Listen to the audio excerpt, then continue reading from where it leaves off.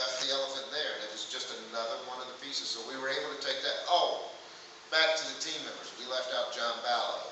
John Ballow is the sculptor that worked for Williams, dear friend of Python's. He worked for Williams going back 30 years. He did a lot of sculptures for them, and he is working with us now. So we took that elephant and brought it to John. He 3D scanned, or no, he didn't 3D scan that one.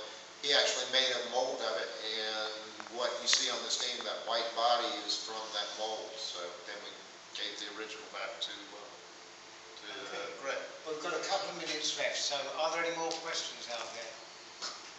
Okay. What's been your biggest challenge so far in this project? Money. Are you looking for investors? No, not yet. It's going to be a multiplayer game. Multiplayer? Oh yes, yes, it'll be a multiplayer game. The code in this game over here, this game plays like a dog. If you go over there and play this game, if you last more than 30 seconds, you're playing a darn good game.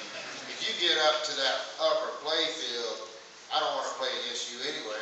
It is a very challenging game, and to that, the other thing that we've looked at is I think we need to move the flippers in just a touch. It's not going to take much, but we've got to move the flippers in just a little bit because those things are brutal.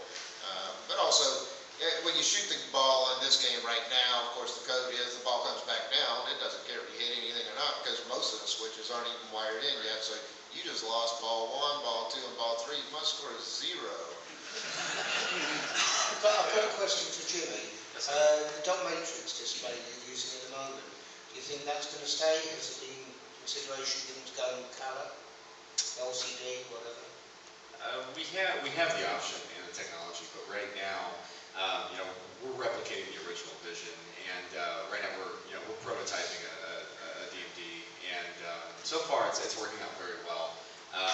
Yes, we are surveying options of color, but it's nothing set in stone. Okay, so the hardware will handle colour. It's just whether you decide to go with that. Right, and that's always an aftermarket option. Somebody can go down the road. Go to those kind of DMD things. Exactly. Okay, that's Yeah. great. And it'll also come down to if you guys want to pay $8,000 for a game versus $8,400, but actually it'll be more than that because we'll have to put the money into the R&D to get it to come in there. So it may actually increase. It may only be a difference of $50 to $150 in the display, but it might ultimately end up being a $500 to $750 increase in the overall price of it. So we've got to look at stuff like that. Yeah, a color display is great. If you see, I'm sure a lot of you have seen Wizard of Oz. That is a beautiful display up there. I love it. But what does it do for you as a player? It doesn't do a thing for you as a player, but it does do something for the people watching you play. It gives them a little bit of entertainment when the other guy's up there waylaying away on it. So the display is great when you're not playing the game, but when you're playing the game, I don't think it really makes a huge difference. Okay. I've got time for one more question.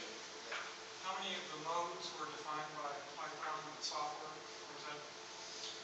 Well, the actual, modes are sort of subjective, what a mode is, but Python left us with 7 ringmasters.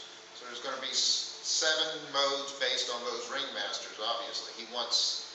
Python